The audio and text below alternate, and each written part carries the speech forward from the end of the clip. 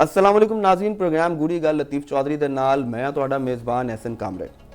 नाज़रीन, मुल्क दे 5 वड्डे अगर बह जान और एतमाद वधाउण लई उन्हां 'च राबता हो जाए तो मामलात जिहड़े ने वो दुरुस्त सिमत 'च अगे वध सकदे ने।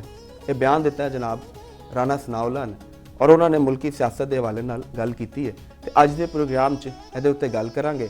इहदे नाल नाल अज 9 मई के हवाले नाल जिहड़ी डिजिटल दहशतगर्दी ਉਹਦਾ भी फैसला आ गया जिहदे च आदिल राजा, उस तो बाद हैदर मेहदी, वजाहत सईद, साबिर शाकर ते मोहित पीरजादा नूं 2-2 वरी उम्र कैद की सज़ा हुई है। तो ये उत्ते भी डिस्कस करांगे। तो ये नाल नाल ईरान दे विच जिहड़े महंगाई के खिलाफ मुजाहरे चल रहे हैं, बल्कि खूनरेज मुजाहरे हो गए जिहदे च 6 हलाकतां भी हो गई ने। तो ਉਹਦੇ ਉੱਤੇ ਗੱਲ ਕਰਾਂਗੇ ਕਿ ਜਿਹੜੇ ਅਮਰੀਕੀ ਸਦਰ ਡੋਨਲਡ ਟਰੰਪ ਨੇ ਉਹਨਾਂ ਨੇ ਵੀ ਇਹ ਧਮਕੀ ਦਿੱਤੀ ਹੈ ਕਿ ਅਗਰ ਈਰਾਨ ਨੇ ਮੁਜ਼ਾਹਿਰੀਨ ਤੇ ਤਸ਼ੱਦਦ ਕੀਤਾ ਤੇ ਅਮਰੀਕਾ ਜਿਹੜਾ ਵੇ ਉਹਦੇ ਮੁਦਾਖਲਤ ਕਰਕੇ ਤੇ ਉਹਨੂੰ ਰੋਕੇਗਾ। ਤੇ ਉਹਦੇ ਉੱਤੇ ਈਰਾਨ ਦਾ ਰੱਦ-ਅਮਲ ਵੀ ਆਇਆ ਤੇ ਇਹਦੇ ਉੱਤੇ ਅੱਜ ਦੇ ਪ੍ਰੋਗਰਾਮ 'ਚ ਡਿਸਕਸ ਕਰਾਂਗੇ। ਸਭ ਤੋਂ ਪਹਿਲੇ ਤੇ ਜਿਹੜੀ ਸਿਆਸੀ ਸੂਰਤ ਹਾਲ ਹੈ ਉਹਦੇ ਵਾਲੇ ਚੱਲਨੇ ਆ ਤੇ ਚੋਈ ਸਾਹਿਬ ਕੋਲ ਡਿਸਕਸ ਕਰਨਾ। ਜੀ ਚੋਈ ਸਾਹਿਬ, अस्सलाम वालेकुम। वालेकुम सलाम। ਕੀ ਹਾਲ ਹੈ जनाब की हाल चाल ने? अज तो बड़े तुसी कासनी रंग पाए हैं। ਅੱਛਾ ਜੀ, ਤੁਹਾਨੂੰ हाँ। ਅੱਛਾ ਲੱਗਿਆ? बिल्कुल अच्छा लगे। ਮੈਨੂੰ ਲੱਗਦਾ ਕਿ ਤੁਹਾਨੂੰ ਕੋਈ ਇਹਨਾਂ ਕੋਈ ਯਾਦਾਂ ਵਸਤਾਂ ਨੇ सुरिंदर ਤੁਹਾਡੀਆਂ, कौर ਹੈ ਨਾ? ਦਾ ਗਾਣੇ ਵੀ ਤੇ ਹੈ ਨੇ ਨਾ ਕਿ ਇੱਕ ਮੇਰੀ ਅੱਖ ਕਾਸਨੀ, ਆ ਹੈ, ਦੂਜਾ ਰਾਤ ਦੇ ਉਹ ਨੀਂਦਰੇ ਨੇ ਮਾਰਿਆ। ਕੀ ਬਾਤ। ਹਾਂ, ਤਾਂ ਤੁਹਾਨੂੰ ਵੀ ਲੱਗਦਾ ਕਿ ਰਾਤ ਦਾ ਉਹ ਨੀਂਦਰਾ ਜਿਹੜਾ ਨਾ ਉਹ ਮਾਰਿਆ ਉਹਨੇ? ਨਹੀਂ ਨਹੀਂ, ਮੈਨੂੰ ਤੇ ਬੁਖਾਰ ਨੇ ਮਾਰਿਆ। ਹਾਂਜੀ, ਤੇ ਸਵਾਲ ਵੀ ਤੁਸੀਂ ਸਿਆਸੀ ਕੀਤਾ ਹੈ। ਅੱਖ ਕਾਸਨੀ ਦਾ ਕਮਾਲ ਹੈਗਾ। ਅੱਛਾ ਜੀ, ਇਹ ਵਾਲਾ ਸਵਾਲ ਦਾ ਜਿਹੜਾ ਇਹੋ ਜਿਹੀਆਂ ਗੂੜੀਆਂ ਗੱਲਾਂ ਤੁਸੀਂ ਕਰਦੇ ਹਾਂ, ਇਹ ਗੂੜੀਆਂ ਗੱਲਾਂ ਨੇ ਤੇ ਜ਼ਰੂਰ ਕਰਾਂਗੇ। ਅਸੀਂ ਗੂੜੀਆਂ ਗੱਲਾਂ ਕਰਨ ਤੇ ਬੈਠੇ ਹਾਂ। ਤੇ ਗੱਲ ਇਹ ਹੈਗੀ ਕਿ ਰਾਣਾ ਸਨਾਉल्लाह ਸਾਹਿਬ ਇੱਕ ਜ਼ਿੰਮੇਦਾਰ ਆਦਮੀ ਨੇ ਇਸ ਗਵਰਨਮੈਂਟ ਦੇ, ਮੁਸਲਿਮ ਲੀਗ ਨੂਨ ਦੇ। ਤੇ ਉਹਨਾਂ ਨੇ ਅਗਰ ਗੱਲ ਕੀਤੀ ਹੈ ਤੇ ਇਹਦੇ ਪਿੱਛੇ ਯਕੀਨਨ ਕੋਈ ਨਾ ਕੋਈ ਬੈਕਗ੍ਰਾਉਂਡ ਤੇ ਚੱਲ ਰਹੀ ਹੋਣੀ ਹੈ। ਤੇ ਬਜ਼ਾਹਰ ਅਗਰ ਅਸੀਂ ਇਹ ਉਹਨਾਂ ਨੇ ਇੱਕ ਵੈਸੇ ਇੱਕ ਟੀਵੀ ਇੰਟਰਵਿਊ ਦੇ ਵਿੱਚ ਇਹਨੇ ਗੱਲ ਕੀਤੀ ਹੈ ਔਰ ਜਿਹੜੇ ਨੇ ਉਹਦੇ ਐਂਗਲ ਜਿਹੜਾ ਹੈ ਉਹ ਵੀ ਸਮਝਣ ਦੀ ਜ਼ਰੂਰਤ ਹੈਗੀ ਹੈ ਕਿ ਉਹਨਾਂ ਦੇ ਜਿਹੜੇ ਸਵਾਲ ਸਨ ਤੇ ਉਹਦਾ ਜਵਾਬ ਸੀ ਤੇ ਕਿਸ ਤਰ੍ਹਾਂ ਦਾ ਉਹ ਜਵਾਬ ਲੈਣਾ ਚਾਹੁੰਦੇ ਸਨ ਤੇ ਕਿਸ ਤਰ੍ਹਾਂ ਦਾ ਉਹਨਾਂ ਨੇ ਉਹਨਾਂ ਦੀ ਮਰਜ਼ੀ ਦਾ ਜਵਾਬ ਦੇ ਵੀ ਦਿੱਤਾ। ਦੇਖੋ, ਮੁਜ਼ਾਕਰਾਤ ਦੀ ਤੇ ਕਿਸੇ ਵੀ ਜਗ੍ਹਾ ਦੇ ਉੱਤੇ ਅਸੀਂ ਇਹ ਨਹੀਂ ਕਹਿ ਸਕਦੇ ਕਿ ਉਹਦੀ ਮੁਖਾਲਫਤ ਕਰਨੀ ਚਾਹੀਦੀ ਹੈ। ਸਹੀ ਦੇਖੋ ਨਾ, ਮੁਖਾਲਫਤ ਤੇ ਅਗਰ ਕੋਈ ਮੁਜ਼ਾਕਰਾਤ ਦੀ ਗੱਲ ਕਰਦਾ ਹੈ ਤਾਂ ਠੀਕ ਹੈ, ਵੈਲ ਐਂਡ ਗੁੱਡ, ਕਰਨਾ ਚਾਹੀਦਾ ਮੁਜ਼ਾਕਰਾਤ। ਬਿਲਕੁਲ 5 ਬੈਠਣ ਭਾਵੇਂ 10 ਬਹਿ ਜਾਣ ਮੁਲਕ ਦੇ। ਅਗਰ ਉਹਨਾਂ ਨੇ 5 ਸਮਝੇ ਨੇ ਕਿ ਜੀ ਇਹ 5 ਬੰਦੇ ਜਿਹੜੇ ਨੇ 5 ਪਰਸਨੈਲਿਟੀਜ਼ ਦੀ ਉਹਨਾਂ ਨੇ ਜ਼ਿਕਰ ਕੀਤੀ, ਬਿਗ ਵਿਗਸ ਉਹਨਾਂ ਨੂੰ ਕਹਿ ਲਓ ਤੁਸੀਂ, ਕਿ ਅਗਰ ਉਹ ਬੈਠਦੇ ਨੇ ਤਾਂ ਮੁਜ਼ਾਕਰਾਤ ਹੱਲ ਕਰ ਸਕਦੇ ਨੇ।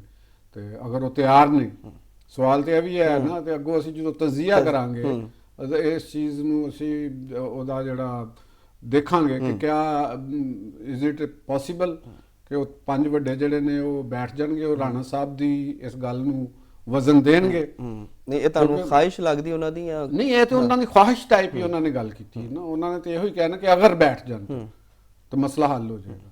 ਹੁਣ ਅਗਲਾ ਮਰਹਲਾ ਅੱਗੇ ਹੈਗਾ ਕਿ ਕਿਆ ਉਹ 5 ਬੰਦੇ ਜਿਹੜੇ ਨੇ ਉਹ ਇਕੱਠੇ ਬੈਠਣਗੇ। ਅਸਲ ਤਾਂ ਕੰਮ ਉਹੀ ਹੈ ਨਾ ਕਿ ਬਿੱਲੀ ਦੇ ਮਤਲਬ ਕਿ ਗਲੇ ਵਿੱਚ ਘੰਟੀ ਕੌਣ ਪਾਏਗਾ, ਘੰਟੀ ਕੌਣ ਪਾਏਗਾ। ਉਹ ਮੁਜ਼ਾਕਰਾਤ ਦੀ ਤੇ ਅਸੀਂ ਵੀ ਗੱਲਾਂ ਕਰਦੇ ਰਹੇ ਹਾਂ, ਪਹਿਲੇ ਵੀ ਕਹਿੰਦੇ ਰਹੇ ਹਾਂ ਕਿ ਜੀ ਮੁਜ਼ਾਕਰਾਤ ਹੋਣੇ ਚਾਹੀਦੇ ਨੇ। ਤੇ ਕਿਹੜਾ ਬੰਦਾ ਜਿਹੜਾ ਕਹਿੰਦਾ ਮੁਜ਼ਾਕਰਾਤ ਨਹੀਂ ਹੋਣੇ ਚਾਹੀਦੇ? ਬਲਕਿ ਤੁਸੀਂ ਬਾਨੀ ਸਾਹਿਬ ਹੋਰਾਂ ਦੀਆਂ ਵੀ ਗੱਲਾਂ ਸੁਣੋ ਤੇ ਉਹਨਾਂ ਦੀ ਪੀਟੀਆਈ ਵਾਲਿਆਂ ਦੀਆਂ ਵੀ ਗੱਲਾਂ ਸੁਣੋ ਤੇ ਉਹ ਵੀ ਕਹਿੰਦੇ ਨੇ ਕਿ ਹਮਨੇ ਤਾਂ ਮੁਜ਼ਾਕਰਾਤ ਸੇ ਕभी ਇਨਕਾਰ ਨਹੀਂ ਕੀਤਾ। ਲੇਕਿਨ ਉਹ ਵੈਸੇ ਸਿਆਸਤਦਾਨਾਂ ਨਾਲ ਮੁਜ਼ਾਕਰਾਤ, ਉਹ ਸਿਆਸਤਦਾਨਾਂ ਨਾਲ ਨਹੀਂ ਕਰਨਾ ਚਾਹੁੰਦੇ। ਲੇਕਿਨ ਉਹ ਮਤਲਬ ਕਿ ਜਿਹੜੀ ਉਹਨਾਂ ਨੇ ਇੱਕ ਨਾਮ ਲਿਆ, ਨਾਮ ਨਹੀਂ ਲਿਆ ਉਹਨਾਂ ਨੇ, ਪਹਿਲੇ ਉਹਨਾਂ ਨੇ ਇਹ ਕਿਹਾ ਕਿ ਉਹਨਾਂ ਦੇ ਬਾਰੇ ਤਾਂ ਸਾਰੇ ਜਾਣਦੇ, ਇਸ਼ਾਰਾ ਹੀ ਕੀਤਾ। ਤੇ ਉਹ ਅਗਰ ਉਹ ਉਹਨਾਂ ਨਾਲ ਚਾਹੁੰਦੇ ਨੇ ਸਿਰਫ, ਯਾਨੀ ਜਿਹੜੇ ਰਾਣਾ ਸਨਾਉल्लाह ਸਾਹਿਬ ਦੇ ਜਿਹੜੇ ਨਾਮ ਨੇ 5 ਤੇ ਉਹਨਾਂ ਦੇ ਵਿੱਚੋਂ ਇੱਕ ਬੰਦਾ ਜਿਹੜਾ ਹੈ ਉਹ ਕਹਿੰਦਾ ਕਿ ਮੈਂ ਦੂਸਰੇ ਦੇ ਨਾਲ ਕਰਨੀ ਹੈ ਮੁਲਾਕਾਤ, ਬਾਕੀ 3 ਨੂੰ ਕੱਢ ਦਿਓ। ਠੀਕ ਹੈ ਨਾ ਜੀ? ਤੇ ਲਿਹਾਜ਼ਾ ਮੁਜ਼ਾਕਰਾਤ ਹੋਣ ਦੀ ਗੱਲ ਤਾਂ ਠੀਕ ਹੈ। ਤੇ ਅਗਰ ਦਾ ਲਫ਼ਜ਼ ਹੈ ਤੇ ਇਹਦੇ ਨਾਲ ਨਾਲ ਮੈਂ ਤੁਹਾਨੂੰ ਇੱਕ ਗੱਲ ਇਹ ਵੀ ਦੱਸਾਂ ਕਿ ਜਿਹੜੇ ਸਾਡੇ ਕੁਛ 2-4 ਦਿਨਾਂ ਤੋਂ ਨਾ ਸਾਡੇ ਜਿਹੜੇ YouTube ਦੇ ਉੱਤੇ ਤਜ਼ੀਆ ਨਗਾਰ ਨੇ ਜਿਹੜੇ ਪੋਲੀਟੀਕਲੀ ਤਜ਼ੀਆ ਕਰਦੇ ਨੇ ਮੁਖਤਲਿਫ ਮਾਮਲਾਤ ਵਿੱਚ, ਤੇ ਉਹ ਤਜ਼ੀਏ ਦੇ ਵਿੱਚ ਨਾ ਕੁਛ ਖਿਆਲ ਅਰਾਈ ਦਾ ਅੰਸਰ ਵੀ ਸ਼ਾਮਲ ਹੁੰਦਾ ਹੈ। ਖਿਆਲ ਅਰਾਈ, ਕਿਆਸ ਅਰਾਈ ਔਰ ਜਿਹੜੀ ਉਹਨੂੰ ਜਿਵੇਂ ਅਸੀਂ ਕਹਿ ਦਿੰਦੇ ਹਾਂ, ਜਿਵੇਂ ਮੈਂ ਕਹਿੰਦਾ ਕਿ ਚੂਹਾ ਰਿਪੋਰਟ ਆਈ ਹੈ ਤੇ ਚਲੋ ਚੂਹਾ ਰਿਪੋਰਟ ਦੇ ਵਿੱਚ ਤੇ ਫੇਰ ਇਹ ਹੁੰਦੀ ਕੋਈ ਨਾ ਕੋਈ ਇਵੈਂਟ ਦੇ ਵਿੱਚ ਕੋਈ ਕੁਛ ਆ ਹੀ ਮਤਲਬ ਜਾਂਦਾ ਕਿ ਪੂਰਾ ਸੱਚ ਨਹੀਂ ਹੁੰਦਾ, ਲੇਕਿਨ ਥੋੜਾ ਜਿਹਾ ਸੱਚ ਉਹਦੇ ਸ਼ਾਮਲ ਹੁੰਦਾ ਹੈ ਤੇ ਪੂਰੇ ਸੱਚ ਦੀ ਨਾਲ ਉਹਨੂੰ ਮਿਲਾਇਆ ਜਾ ਸਕਦਾ।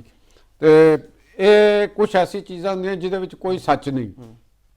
ਜਿਵੇਂ ਇੱਕ ਇਹ ਗੱਲ ਕਹੀ ਗਈ ਕਾਲਮ ਦੇ ਵਿੱਚ ਵੀ, ਇਹ ਗੱਲ ਕਹੀ ਗਈ ਕਿਸੇ ਬੜੇ ਜਰਨਲਿਸਟ ਸੀਨੀਅਰ ਜਰਨਲਿਸਟ ਸਾਹਿਬ ਨੇ ਕਿ ਵੀ ਨਾਲ ਉਹਨਾਂ ਨੇ ਇਹ ਵੀ ਕਿਹਾ ਕਿ ਮੈਨੂੰ ਪਤਾ ਨਹੀਂ ਹੈਗਾ ਤੇ ਮੈਂ ਝੂਠਾ ਵੀ ਹਾਂ ਤੇ ਮੈਂ ਸਾਰਾ ਕੁਝ ਹੀ ਹਾਂ, ਤੇ ਨਾਲ ਇਹ ਵੀ ਕਿਹਾ ਕਿ ਵੀ ਇੱਕ ਕਿਸੇ ਨੂੰ ਕੋਈ ਵੰਡਰ ਬॉय ਦੀ ਵੀ ਤਲਾਸ਼ ਹੈ।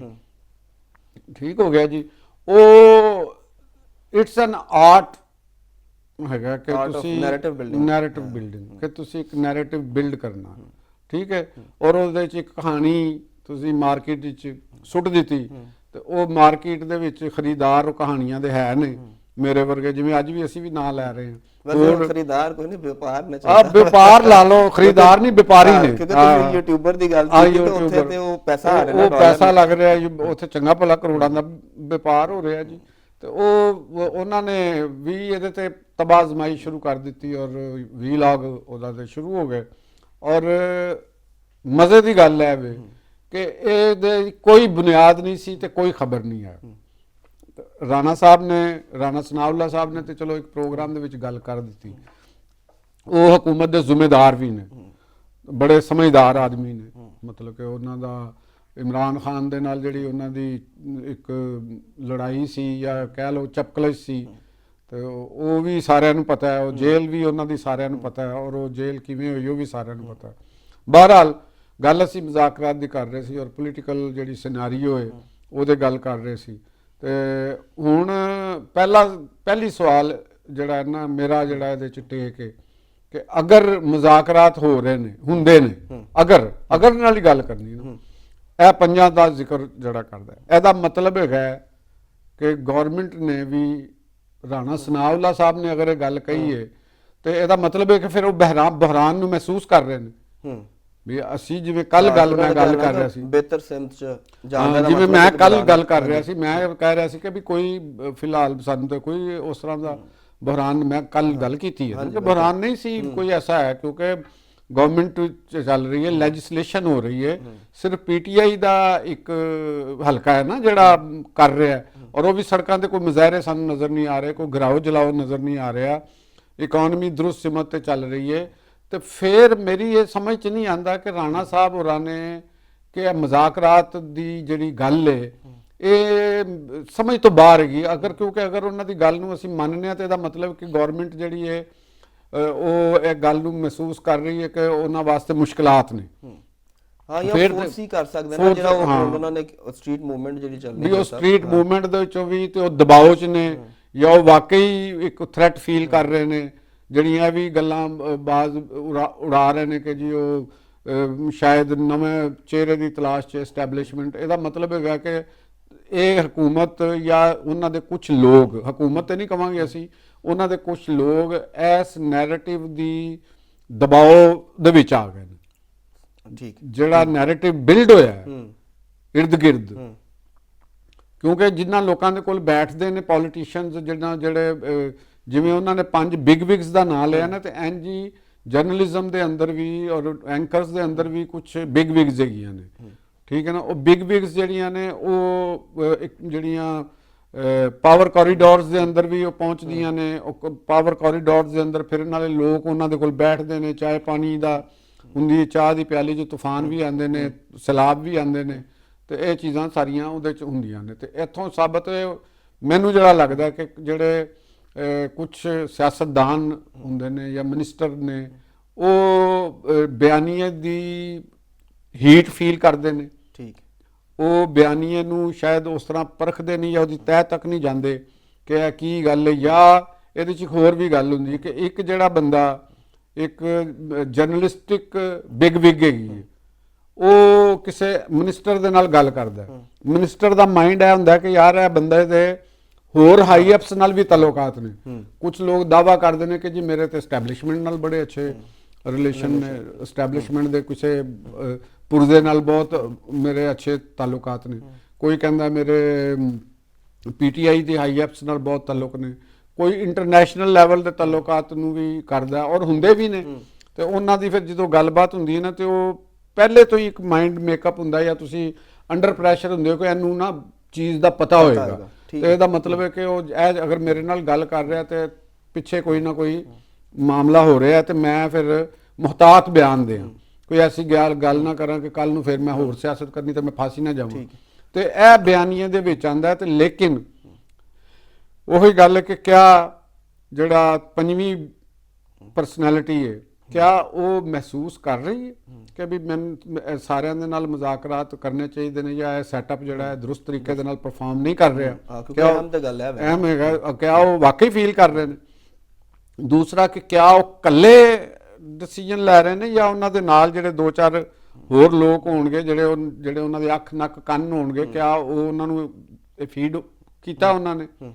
ਨੰਬਰ 1। ਠੀਕ। ਤੇ ਉਹ ਫਿਰ ਉਹ ਕਿਸੇ ਨੂੰ ਮੈਸੇਜ ਫੇਰ ਹੀ ਦੇਣਗੇ ਨਾ ਕਿ ਯਾਰ ਅਗਰ ਇਹ ਹੋ ਜਾਏ ਤੇ ਮਾਮਲਾ ਹੋ ਜਾਏਗਾ। ਦੂਸਰੀ ਤਰਫ ਕਿਆ ਮੀਆਂ ਨਵਾਜ਼ ਸ਼ਰੀਫ, ਆਸਫ ਜ਼ਰਦਾਰੀ ਸਾਹਿਬ प्रेसिडेंट ऑफ पाकिस्तान और प्राइम मिनिस्टर साहब क्या ਉਹ ਕੋਈ ਦਬਾਅ ਮਹਿਸੂਸ ਕਰ ਰਹੇ ਨੇ? ਵਾਕਈ ਕੋਈ ਉਹਨਾਂ ਦੇ ਉੱਤੇ ਇਹ ਦਬਾਅ ਇਹਦਾ ਪੀਟੀਆਈ ਦਾ, ਬਾਨੀ ਪੀਟੀਆਈ ਦਾ ਕੋਈ ਉਹ ਫੀਲ ਕਰ ਰਹੇ ਹੋਣ, ਉਹਨਾਂ ਨੂੰ ਸੇਕ ਪਹੁੰਚ ਰਿਹਾ ਹੋਵੇ, ਹੀਟ ਆ ਰਹੀ ਹੋਵੇ ਕਿ ਵੀ ਸਾਡੇ ਵਾਸਤੇ ਮਸਾਇਲ ਨਾ ਪੈਦਾ ਹੋ ਜਾਣ, ਤੇ ਜਾਂ ਕੋਈ ਉਹਨਾਂ ਦੀ ਗਵਰਨਮੈਂਟ ਕਿਸੇ ਜਗ੍ਹਾ ਦਰੁਸਤ ਪਰਫਾਰਮ ਨਹੀਂ ਕਰ ਰਹੀ, ਕੋਈ ਸੈਕਟਰ ਐਸਾ ਜਿਹੜਾ ਕੋਲੈਪਸ ਹੋ ਰਿਹਾ ਹੈ, ਤੇ ਜਾਂ ਅਸੀਂ ਕੋਈ ਇਧਰ ਸਾਡੀ ਖਾਰਜਾ ਪਾਲਿਸੀ ਜਿਹੜੀ ਉਹ ਥੱਲੇ ਡਿੱਗਣ ਦਾ ਖਤਰਾ ਪੈਦਾ ਹੋ ਗਿਆ, ਕੋਈ ਇੰਟਰਨੈਸ਼ਨਲ ਪ੍ਰੈਸ਼ਰ ਆ ਗਏ ਨੇ, ਕਿਆ ਉਹ ਉਹਨਾਂ ਦੇ ਉੱਤੇ ਵੀ ਕੋਈ ਇਹ ਪ੍ਰੈਸ਼ਰ ਆਇਆ ਕਿ ਉਹ ਖੁਦ ਜਾ ਕੇ ਐਸਟੈਬਲਿਸ਼ਮੈਂਟ ਨੂੰ ਜਾ ਕੇ ਰਿਕੁਐਸਟ ਕਰਨ ਕਿ ਵੀ ਕੋਈ ਰਸਤਾ ਸਾਡੇ ਵਾਸਤੇ ਕੱਢੋ ਤੇ ਜਾ ਕੇ ਅਸੀਂ ਬਾਨੀ ਪੀਟੀਆਈ ਨਾਲ ਕੋਈ ਗੱਲ ਕਰੀਏ?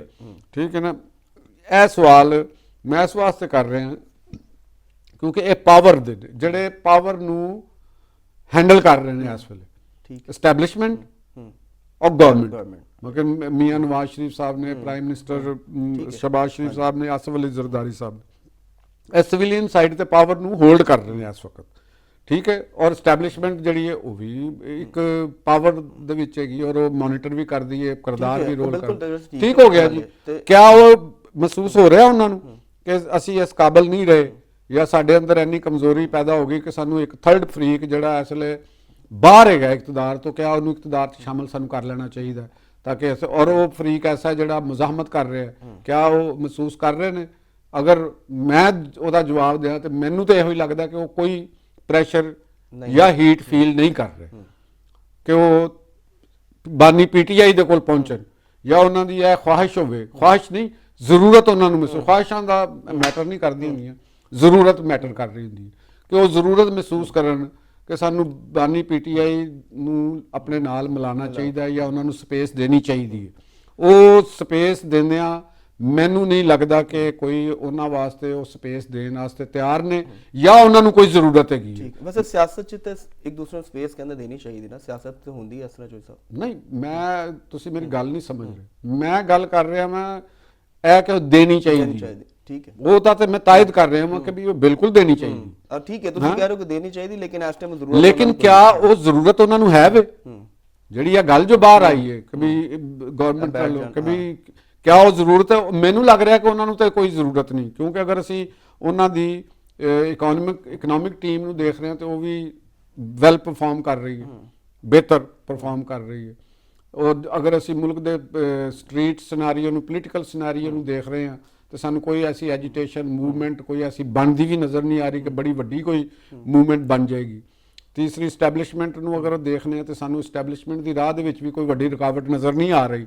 ਨਾ ਅਫਗਾਨਿਸਤਾਨ ਉਹਨਾਂ ਵਾਸਤੇ ਕੋਈ ਬਹੁਤ ਵੱਡੀ ਰੁਕਾਵਟ ਹੈ ਖਾਰਜਾ ਸੱਤਾ ਦੇ ਉੱਤੇ, ਨਾ ਇੰਡੀਆ ਕੋਈ ਬੜੀ ਵੱਡੀ ਰੁਕਾਵਟ ਹੈ ਕਿਉਂਕਿ ਇੰਟਰਨੈਸ਼ਨਲੀ ਪਾਕਿਸਤਾਨ ਦੀ ਖਾਰਜਾ ਪਾਲਿਸੀ ਬੜੀ ਬਿਹਤਰ ਰੁਖ ਦੇ ਉੱਤੇ ਜਾ ਰਹੀ ਹੈ ਔਰ ਇੰਡੀਆ ਖੁਦ ਚਾਹੁੰਦਾ ਇਸ ਵਕਤ ਕਿ ਅਸੀਂ ਪਾਕਿਸਤਾਨ ਦੀ ਤਰਫ ਆਈਏ। ਠੀਕ ਹੈ ਨਾ। ਇੱਕ ਇਹ ਚੀਜ਼ ਆ ਕਿਉਂਕਿ ਇਹ ਇਕਤਦਾਰ ਹੈਗਾ ਜ਼ਰੂਰਤਾਂ ਦਾ ਖੁਦਾ, ਇਹ ਵੰਡੀ ਦੀ ਚੀਜ਼ ਨਹੀਂ ਹੁੰਦੀ। ਖੁਆਹਿਸ਼ਾਤ ਕਿ ਜੀ ਦੇ ਦੋ ਬਾਲੋ ਕੁੜੀਓ ਚੀਜ਼ ਵੰਡੀ ਦੀ ਲੈ ਜਾਓ, ਇਹ ਵੰਡੀ ਦੀ ਚੀਜ਼ਾਂ ਨਹੀਂ ਹੁੰਦੀਆਂ। ਸਪੇਸ ਦੇਣੇ ਚਾਹੀਦੇ ਨੇ, ਮੁਜ਼ਾਕਰਾਤ ਹੋਣੇ ਚਾਹੀਦੇ ਨੇ, ਲੇਕਿਨ ਅਸੀਂ ਆਬਜੈਕਟਿਵ ਐਨਾਲਿਸਿਸ ਕਰ ਰਹੇ ਹਾਂ ਕਿ ਕਿਆ ਪਾਵਰ ਕਾਰਨਰਸ ਇਹ ਮਹਿਸੂਸ ਕਰ ਰਹੇ ਨੇ? ਉਹ ਉਹਦਾ ਜਵਾਬ ਹੈ ਕਿ ਨਹੀਂ। ਮੈਨੂੰ ਲੱਗਦਾ ਕਿ ਉਹ ਇਹ ਫੀਲ ਨਹੀਂ ਕਰ ਰਹੇ। ਆਉਣ ਵਾਲੇ ਦਿਨਾਂ 'ਚ ਕਰ ਲੈਣ, ਕੋਈ ਐਸਾ ਐਜੀਟੇਸ਼ਨ ਸ਼ੁਰੂ ਹੋ ਜਾਵੇ ਤੇ ਫੇਰ ਤੇ ਠੀਕ ਹੈ, ਤੇ ਵਰਨਾ ਉਹ ਐਵੇਂ ਬਿਲਾ ਵਜ੍ਹਾ ਹੀ ਇੱਕ ਆਪਣਾ ਚੰਗੇ ਭਲੇ ਕੇਕ ਖਾ ਰਹੇ ਨੇ ਤੇ ਉਹ ਕੇਕ ਦੇ ਵਿੱਚ ਇੱਕ ਤੀਸਰਾ ਹਿੱਸੇਦਾਰ ਵੀ ਨਾਲ ਮਿਲਾ ਲੈਣ ਤੇ ਉਹਨਾਂ ਨੂੰ ਤੇ ਮੇਰੀ ਤੇ ਸਮਝ ਤੋਂ ਇਹ ਨਹੀਂ ਆ ਰਹੀ। ਤੇ ਇਹ ਇੱਕ ਜਰਨਲਿਜ਼ਮ ਦਾ, YouTube ਦਾ, ਵੀਲੌਗਸ ਦਾ, ਤਬਸਰਿਆਂ ਦਾ ਤੇ ਬੜਾ ਅੱਛਾ ਮਿਰਚ ਮਸਾਲੇ ਵਾਲਾ ਮਜ਼ੇਦਾਰ ਮਵਾਦ ਹੈ ਵੇ, ਲੇਕਿਨ ਇਹਦੀ ਅਮਲੀ ਗਰਾਊਂਡ ਦੇ ਉੱਤੇ ਮੈਨੂੰ ਸ਼ਕਲ ਬਣਦੀ ਹੋਈ ਨਜ਼ਰ ਨਹੀਂ ਆ ਰਹੀ। ਚਲੋ ਜੇ ਤੁਹਾਨੂੰ ਇਹਦਾ ਪੂਰਾ ਸਵਾਦ ਆ ਗਿਆ ਤਾਂ ਹੁਣ ਬ੍ਰੇਕ ਲੈ ਲਈਏ। ਨਹੀਂ, ਮੈਨੂੰ ਤਾਂ ਸਵਾਦ ਆਇਆ, ਮਤਲਬ ਕਿ ਬੜਾ ਜ਼ਬਰਦਸਤ ਇਹਦਾ ਮਜ਼ੇਦਾਰ ਤੇ ਹੈ ਵੇ। ਅੱਜ ਬਹਿਸ ਕਰਨੀ ਪੈ ਗਈ ਹੈ, ਇੱਕ ਐਸੀ ਚੀਜ਼ ਦੇ ਉੱਤੇ ਬਹਿਸ ਕਰਨ ਦੀ ਪੈਦਾ ਕੀਤੀ ਜਿਹੜੀ ਗਰਾਊਂਡ ਤੇ ਹੈ ਹੀ ਨਹੀਂ। ਦੇਖੋ ਕੈਸਾ ਮਜ਼ੇਦਾਰ ਗੱਲ ਹੈ। ਨਾਜ਼ਰੀਨ, ਪ੍ਰੋਗਰਾਮ 'ਚ ਵਕਤ ਇੱਕ ਬ੍ਰੇਕ ਦਾ। ਬ੍ਰੇਕ ਤੋਂ ਬਾਅਦ ਜਦੋਂ ਵਾਪਸ ਆਵਾਂਗੇ ਤੇ ਡਿਜੀਟਲ ਦਹਿਸ਼ਤਗਰਦੀ ਦੇ ਹਵਾਲੇ ਨਾਲ ਜਿਹੜਾ ਇਸਲਾਮਾਬਾਦ ਦੀ ਇਨਸਾਨੀ ਦਹਿਸ਼ਤਗਰਦੀ ਅਦਾਲਤ ਦਾ ਫੈਸਲਾ ਆਇਆ ਉਹਦੇ ਤੇ ਗੱਲ ਕਰਾਂਗੇ।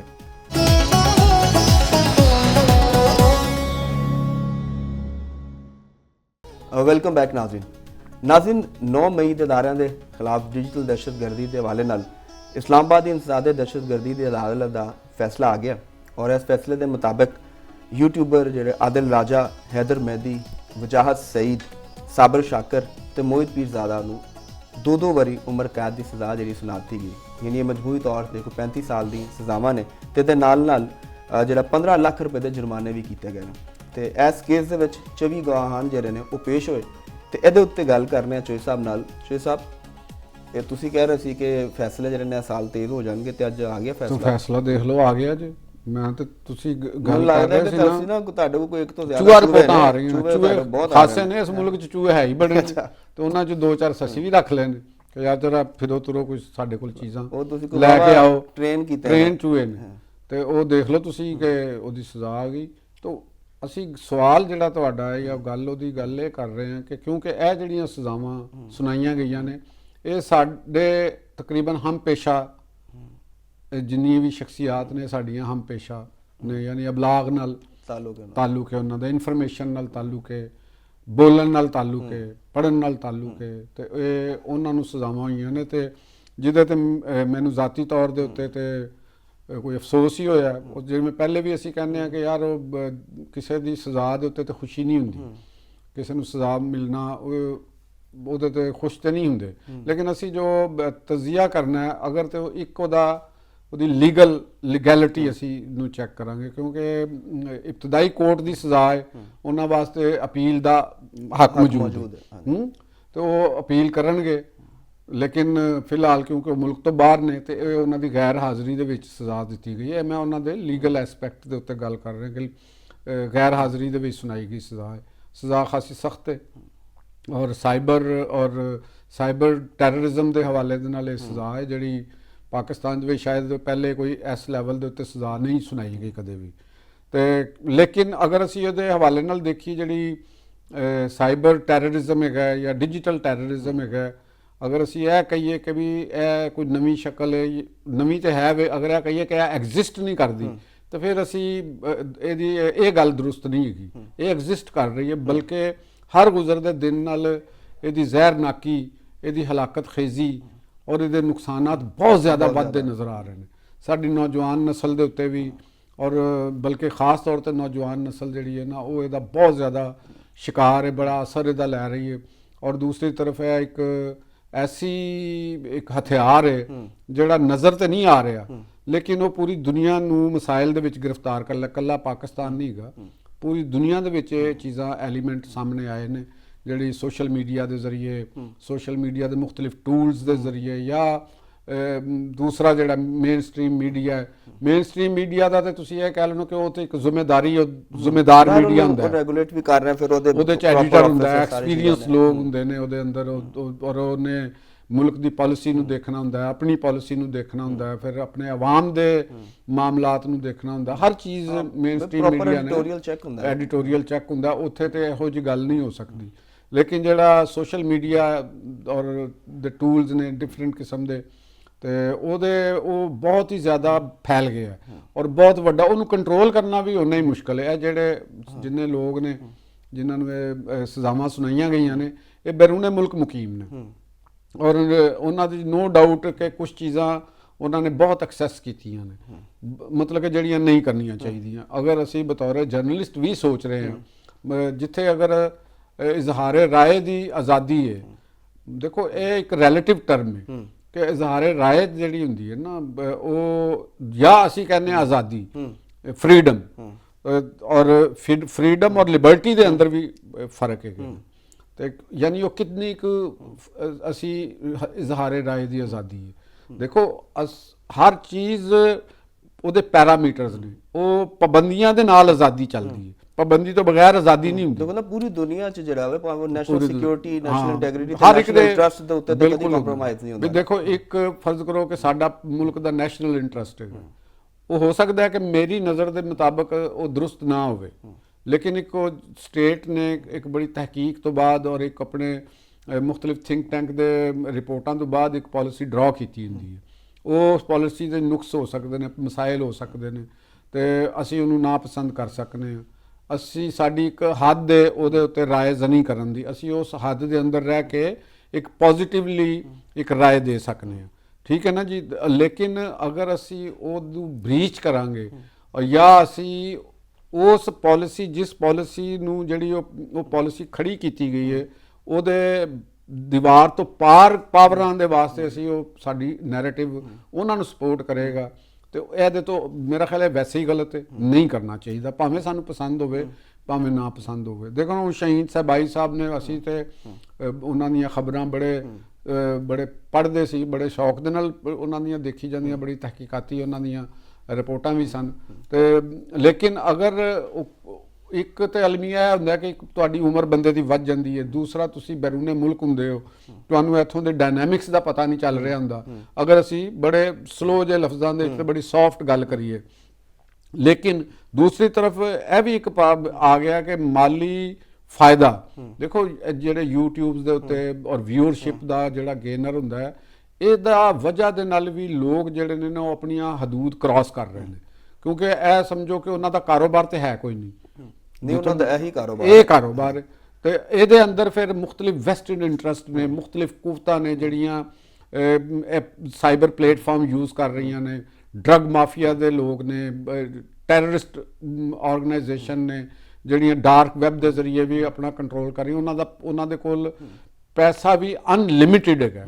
ਤੁਸੀਂ ਦੇਖੋ ਨਾ ਕਿ ਹੁਣ ਅਗਰ ਇੱਕ YouTube ਦੇ ਉੱਤੇ ਜਾਂ ਇੱਕ ਵੀਲੌਗ ਕਰਨ ਵਾਲਾ ਜਿਹੜਾ ਬੰਦਾ ਹੈ, ਉਹ ਇਹ ਕਹੇ ਕਿ ਮੇਰੇ ਜਿਹੜੇ ਨੇ ਵਿਊਅਰਸ ਜਿਹੜੇ ਨੇ ਉਹ ਕਰੋੜਾਂ ਦੇ ਵਿੱਚ ਨੇ, ਮਤਲਬ ਇੱਕ ਸੋਚੋ ਨਾ ਜ਼ਰਾ, ਤੇ ਔਰ ਉਹਦੇ ਪੈਸੇ ਵੀ ਆ ਰਹੇ, ਉਹਨਾਂ ਨੂੰ ਡਾਲਰਸ ਦੇ ਅੰਦਰ ਪੇਮੈਂਟਾਂ ਦੀ ਅਦਾਇਗੀ ਵੀ ਹੋ ਰਹੀ ਹੋਵੇ, ਤੇ ਹੁਣ ਜਿਸਲੇ ਇਹ ਘਟਣਗੇ ਤੇ ਉਹਦੀ ਤਾਂ ਮੌਤ ਵਾਕਿਆ ਹੋਏਗੀ।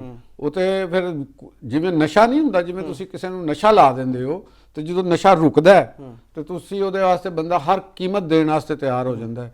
ਇਹ ਜਿਹੜੀ ਸਾਈਬਰ ਕ੍ਰਾਈਮ ਦੇ ਅੰਦਰ ਜਾਂ ਸਾਈਬਰ ਟੈਰਰਿਜ਼ਮ ਹੈਗਾ, ਇਹ ਵੀ ਇੱਕ ਤੁਹਾਡਾ ਨਸ਼ਾ, ਤੁਹਾਡੀ ਆਮਦਨੀ ਬਣ ਜਾਂਦੀ ਹੈ, ਤੁਹਾਨੂੰ ਕਰੋੜਾਂ ਰੁਪਏ ਆ ਰਹੇ ਹੁੰਦੇ ਨੇ। ਜਦੋਂ ਵਿਊਅਰਸ਼ਿਪ ਥੋੜੀ ਜੀ ਡਾਊਨ ਹੁੰਦੀ ਹੈ ਤੇ ਉਹ ਫਿਰ ਉਹ ਤੁਹਾਨੂੰ ਪਤਾ ਚੱਲਦਾ ਕਿ ਕਿਉਂ ਡਾਊਨ ਹੋਈ ਹੈ ਜਾਂ ਦੱਸਦਾ ਕੋਈ, ਤੇ ਤੁਸੀਂ ਫਿਰ ਉਹਦੇ ਤੇ ਤੁਸੀਂ ਆਪਣੀ ਇੱਕ ਹੱਦ ਤੋਂ ਕ੍ਰਾਸ ਕਰਦੇ ਹੋ, ਨਾਲੇ ਤੇ ਜੋ ਗੁਲਾਮ ਹੋ ਜਾਂਦੇ ਨਾ ਆਪਣੇ ਸਬਸਕ੍ਰਾਈਬਰਸ ਦੇ, ਫਾਲੋਅਰਸ ਜਿਸ ਤਰ੍ਹਾਂ ਦੇ ਨੇ, ਜੋ ਸੁਣਨਾ ਚਾਹੁੰਦੇ ਨੇ ਉਹਨਾਂ ਨੂੰ ਤੁਸੀਂ ਅੱਛਾ ਲੱਗਣ ਵਾਸਤੇ ਆਪਣੀਆਂ ਹਦੂਦ ਕ੍ਰਾਸ ਕਰ ਰਹੇ ਹੁੰਦੇ ਹੋ। ਤੁਸੀਂ ਦੇਖੋ ਨਾ ਕਿ ਜਿੰਨੇ ਵੀ ਆ ਸਾਡੇ ਸੋਸ਼ਲ ਮੀਡੀਆ ਦੇ ਉੱਤੇ ਜਿਹੜੇ YouTube, ਟਿਕਟੋਕਰ ਨੇ, ਮੁਖਤਲਿਫ ਉਹਨਾਂ ਦੇ ਮੁਕੱਦਮਾਤ ਬਣੇ ਨੇ, ਉਹ ਡਿੱਕੀ ਭਾਈ ਤੇ ਰਜਬ ਬੱਟ ਤੇ ਇਸ ਤਰ੍ਹਾਂ ਦੇ ਲੋਕ ਜਿਹੜੇ ਨੇ, ਉਹਨਾਂ ਦੇ ਕੋਲ ਅਗਰ ਉਹ ਮਿਹਨਤ ਕਰਨ, ਉਹਨਾਂ ਦੀ ਕੁਆਲੀਫਿਕੇਸ਼ਨਸ ਦੇਖਿਆ ਜਾਵੇ, ਉਹਨਾਂ ਦੀ ਤਾਲੀਮ ਦੇਖੀ ਜਾਏ, ਉਹਨਾਂ ਦੀ ਐਕਸਪਰਟਿਜ਼ ਦੇਖੀ ਜਾਏ, ਤੇ ਉਹ ਕੋਈ ਕਾਰੋਬਾਰ ਨਹੀਂ ਚਲਾ ਸਕਦੇ ਕਿਸੇ ਕਿਸਮ ਦਾ ਵੀ।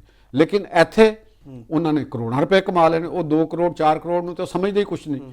ਹੁਣ ਜਿਸਲੇ ਇੰਨੀ ਆਮਦਨੀ ਆਏਗੀ, ਤੁਹਾਡੇ ਇਕਨੋਮਿਕ ਇੰਟਰਸਟ ਹੋਣਗੇ, ਜਿਸਲੇ ਤੁਹਾਨੂੰ ਇਹ ਇਕਨੋਮਿਕ ਇੰਟਰਸਟ ਜਿੱਥੋਂ ਪੂਰੇ ਹੁੰਦੇ ਹੋਣਗੇ, ਤੇ ਉਹਦੇ ਬੈਕ ਦੇ ਉੱਤੇ ਚਾਹੇ ਜਿੰਨੇ ਮਰਜ਼ੀ ਬੰਦੇ ਜਿਹੜੇ ਨੇ ਉਹ ਚਾਹੇ ਐਂਟੀ ਪਾਕਿਸਤਾਨ ਫੋਰਸਿਸ ਹੋਣ ਜਾਂ ਕੋਈ ਹੋਰ ਹੋਣ, ਉਹ ਤੁਹਾਨੂੰ ਪੇਮੈਂਟਾਂ ਦੇ ਰਹੇ ਨੇ, ਪੈਸੇ ਦੇ ਰਹੇ ਨੇ, ਤੇ ਤੁਸੀਂ ਤੇ ਫਿਰ ਉਹ ਗੱਲ ਕਰੋਗੇ। ਤੇ ਇਹ ਚੀਜ਼ਾਂ ਨੂੰ ਬੜਾ ਸੋਚਣਾ ਚਾਹੀਦਾ।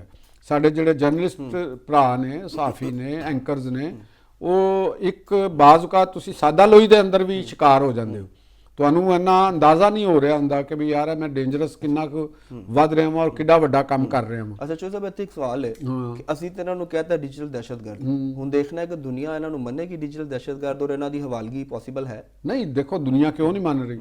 ਅਮਰੀਕਾ ਦੇ ਅੰਦਰ ਬਕਾਇਦਾ ਲਾਅ ਨੇ ਇਹਨਾਂ ਦੇ ਉੱਤੇ, ਅਮਰੀਕਾ 'ਚ ਵੀ ਲਾਅ ਨੇ, ਪੂਰੀ ਦੁਨੀਆ ਦੇ ਅੰਦਰ। ਤੁਸੀਂ ਦੇਖੋ ਕਿ ਜਦੋਂ ਇੰਗਲੈਂਡ ਦੇ ਅੰਦਰ ਰਾਈਟਸ ਹੋਏ ਸਨ ਤੇ ਸੋਸ਼ਲ ਮੀਡੀਆ ਦੇ ਜ਼ਰੀਏ ਹੋਏ ਸਨ, ਖਬਰਾਂ ਦੇ ਜ਼ਰੀਏ ਉਹ ਚੱਲਿਆ ਸੀ, ਉਹ ਬੇਸਲੈਸ ਖਬਰਾਂ ਸਨ। ਉਹਨਾਂ ਦੇ ਉੱਤੇ ਤੁਹਾਨੂੰ ਯਾਦ ਹੋਏਗਾ ਕਿ ਇੱਕ ਬੱਚੀ ਨੂੰ ਜਦੋਂ ਮਰਡਰ ਕੀਤਾ ਗਿਆ ਸੀ ਲੰਡਨ ਦੇ ਅੰਦਰ, ਤੇ ਉਹਦਾ ਆਇਡੈਂਟੀਟੀ ਇੱਕ ਮੁਸਲਮ ਦੇ ਤੌਰ ਤੇ ਜ਼ਾਹਰ ਕਰਤੀ ਗਈ ਸੀ, ਔਰ ਉੱਥੇ ਜਿਹੜੇ ਇੰਤਹਾ ਪਸੰਦ ਜਾਂ ਅਲਟਰਾ ਰਾਈਟ ਪਾਰਟੀਆਂ ਸਨ ਇੰਗਲੈਂਡ ਦੀਆਂ, ਉਹਨਾਂ ਨੇ ਉਹਨੂੰ ਚੁੱਕ ਲਿੱਤਾ, ਉਹ ਅਲੱਗ ਤੋਂ ਇੱਕ ਸੋਸ਼ਲ ਮੀਡੀਆ ਵਾਰ ਸ਼ੁਰੂ ਹੋ ਗਈ ਔਰ ਪੂਰਾ ਡਿਸਟਰਬ ਹੋ ਗਿਆ। ਉਹ ਬੰਦੇ ਗ੍ਰਿਫਤਾਰ ਵੀ ਕੀਤੇ ਉਹਨਾਂ ਨੇ, ਪਾਕਿਸਤਾਨ 'ਚ ਵੀ ਗ੍ਰਿਫਤਾਰੀਆਂ ਅਮਲ ਦੇ ਵਿੱਚ ਆਈਆਂ ਸਨ, ਜਿਹੜਾ ਬੇਗੁਨਾਹ ਸੀ ਉਹਨਾਂ ਨੂੰ ਛੱਡ ਦਿੱਤਾ ਗਿਆ ਸੀ। ਲੇਕਿਨ ਇਹ ਗੱਲ ਪੂਰੀ ਇੰਡੀਆ 'ਚ ਵੀ ਇਹ ਚੀਜ਼ ਅਬ ਸੋਚੀ ਜਾ ਰਹੀ ਹੈ। ਉਹਨਾਂ ਦੇ ਮੀਡੀਆ ਦੇਖ ਲਓ, ਉਹਨਾਂ ਨੇ ਤਾਂ ਬਖੀਓ ਦੇੜ ਦਿੱਤੇ ਨੇ ਇੰਡੀਅਨ ਮੀਡੀਆ ਦੇ ਉੱਤੇ, ਤੇ ਉਹਨਾਂ ਨੇ ਤੇ ਹਰ ਚੀਜ਼ ਤਬਾਹੋ ਬਰਬਾਦ ਕਰ ਦਿੱਤੀ।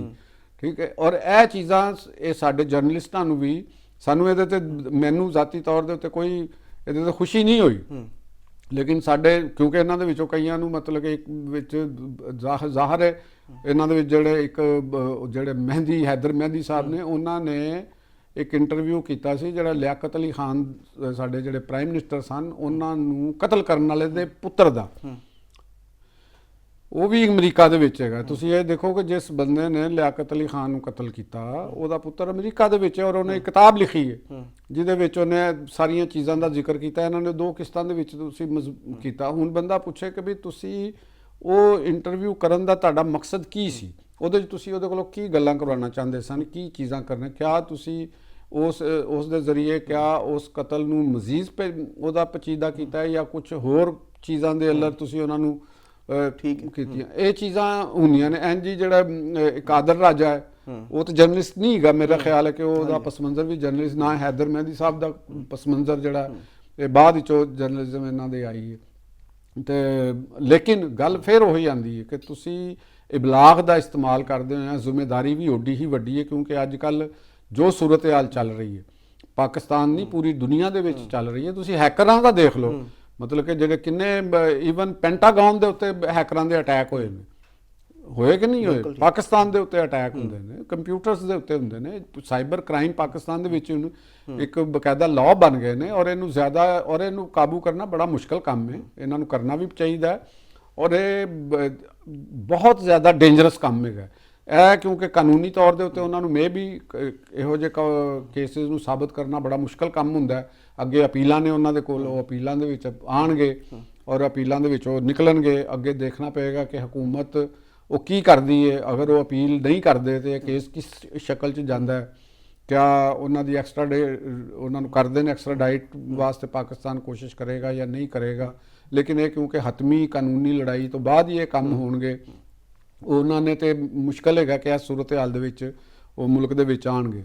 ਲੇਕਿਨ ਉਹਨਾਂ ਨੂੰ ਇਹ ਪਾਕਿਸਤਾਨ ਗੌਰਮੈਂਟ ਉਹ ਕਰੇਗੀ ਤੇ ਇਹ, ਲੇਕਿਨ ਇਹ ਸਾਡੇ ਵਾਸਤੇ ਇੱਕ ਸਬਕ ਹੈ। ਪਾਕਿਸਤਾਨ ਦੇ ਸਭ ਅਬਲਾਗ ਦੇ ਨਾਲ ਵਬਸਤਾ ਜਿਹੜੇ ਲੋਕ ਨੇ, ਵੀਲੌਗਰਸ ਨੇ, ਸੋਸ਼ਲ ਮੀਡੀਆ ਐਕਟਿਵਿਸਟ ਨੇ, ਤੁਸੀਂ ਧਿਆਨ ਰੱਖੋ, ਪੈਸੇ ਜ਼ਰੂਰ ਕਮਾਓ, ਇਜ਼ਹਾਰੇ ਰਾਏ ਦੀ ਆਜ਼ਾਦੀ ਵੀ ਤੁਸੀਂ ਕਲੇਮ ਕਰੋ, ਹਰ ਚੀਜ਼ ਕਰੋ, ਲੇਕਿਨ ਤੁਸੀਂ ਇਹ ਦੇਖੋ ਕਿ ਸਾਡਾ ਜਿਹੜਾ ਵੀ ਕੋਈ ਵੀ ਆਰਗੂਮੈਂਟ ਹੈ, ਕੋਈ ਨਜ਼ਰੀਆ, ਅਸੀਂ ਕੋਈ ਗੱਲ ਕਰ ਰਹੇ ਹਾਂ, ਉਹ ਸਾਡੇ ਮੁਲਕ ਦੇ ਕਮ ਅਜ਼ ਕਮ ਜਿਹੜੀ ਸਲਾਮਤੀ ਹੈ ਉਹਦੇ ਇਫੈਕਟ ਨਾ ਕਰੇ।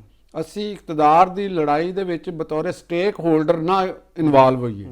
ਦੇਖੋ ਅਸੀਂ ਕੋਈ ਐਸਾ ਸਟੇਕ ਹੋਲਡਰ ਦੇ ਤੌਰ ਤੇ ਇਨਵਾਲਵ ਕਰੀਏ ਕਿ ਅਸੀਂ ਇੱਕ ਸਟੇਕ ਹੋਲਡਰ ਦੇ ਨਾਲ ਮਿਲ ਕੇ ਦੂਸਰੇ ਸਟੇਕ ਹੋਲਡਰ ਨੂੰ ਟੋਪਲ ਕਰਨ ਵਾਸਤੇ ਕਿਰਦਾਰ ਅਦਾ ਕਰੀਏ, ਤੇ ਮੇਰਾ ਖਿਆਲ ਇਹ ਦਰੁਸਤ ਨਹੀਂ ਹੈਗਾ। ਅਸੀਂ ਮੈਂ ਬੈਠਾ ਹਾਂ ਇੱਥੇ, ਮੇਰਾ ਕੰਮ ਹੈਗਾ ਕਿ ਆਬਜੈਕਟਿਵ ਐਨਾਲਿਸਿਸ ਕਰਦੇ, ਐਨਾਲਿਸਿਸ ਕਰਨਾ ਕਿ ਇਹ ਚੀਜ਼ਾਂ ਹੋ ਰਹੀਆਂ ਨੇ, ਇਹ ਨਹੀਂ ਹੋ ਰਹੀਆਂ, ਇੰਜ ਹੋ ਸਕਦਾ, ਇੰਜ ਨਹੀਂ ਹੋ ਸਕਦਾ, ਠੀਕ ਹੈ। ਜਾਂ ਕੋਈ ਮੇਰੇ ਕੋਲ ਖਬਰ ਆਈ ਹੈ ਤਸਦੀਕ ਸ਼ੁਦਾ ਹੈ, ਉਹ ਮੈਂ ਬਿਆਨ ਕਰ ਦਵਾਂ ਉਹਦੇ ਤੇ, ਠੀਕ ਹੈ ਨਾ ਜੀ। ਤੇ ਜੇ ਮੈਂ ਖਿਆਲ ਰਾਈ ਕਰਾਂ, ਇੱਕ ਪ੍ਰੋਪੋਗੰਡਾ ਕਰਾਂ, ਤੇ ਇਹ ਨਾ ਹੀ ਕੋਈ ਆਜ਼ਾਦੀ, ਇਜ਼ਹਾਰੇ ਆਜ਼ਾਦੀ ਇਹਨੂੰ ਕਵਾਂਗੇ, ਨਾ ਹੀ ਇਹ ਕੋਈ ਮੁਲਕ ਦੀ ਖਿਦਮਤ ਹੈਗੀ ਹੈ। ਅਸੀਂ ਲੋਕ ਸਭ ਪਾਕਿਸਤਾਨੀ ਆ, ਤੇ ਸਾਰਿਆਂ ਨੂੰ ਮੇਰਾ ਤਾਂ ਖਿਆਲ ਹੈ ਕਿ ਜਿਹੜਾ ਸਾਡੇ ਕੋਲ ਹਥਿਆਰ ਹੈ, ਕੈਮਰਾ ਦਾ ਹਥਿਆਰ ਹੈ, ਸਕਰੀਨ ਦਾ ਹਥਿਆਰ ਹੈ, ਬੋਲਣ ਦਾ, ਇਸ ਹਥਿਆਰ ਨੂੰ ਬੜੇ ਤਰੀਕੇ ਦੇ ਨਾਲ ਇਸਤੇਮਾਲ ਕਰਨਾ ਚਾਹੀਦਾ। ਉਹ ਨਾ ਹੋਵੇ ਕਿ ਸਾਡਾ ਹਥਿਆਰ ਵੀ ਸਾਡੇ ਕੋਲੋਂ ਖੋਹ ਲਿੱਤਾ ਜਾਵੇ ਤੇ ਸਾਨੂੰ ਖੁਦ ਨੂੰ ਵੀ ਫਿਰ ਸਜ਼ਾਵਾਂ ਦਾ ਸਾਹਮਣਾ ਕਰਨਾ ਪਵੇ। ਤੇ ਇਹਦੇ ਤੋਂ ਇhtiyat ਦੀ ਬਹੁਤ ਜ਼ਿਆਦਾ ਜ਼ਰੂਰਤ ਹੈ। ਜਿੰਨਾ ਇਹ ਖਤਰਨਾਕ ਹਥਿਆਰ ਬਣਦਾ ਜਾ ਰਿਹਾ ਹੈ, ਇਹਦੇ ਤੇ ਮਜ਼ੀਦ ਸਖਤ ਕਵਾਨੀਨ ਬਣਦੇ ਜਾਣਗੇ।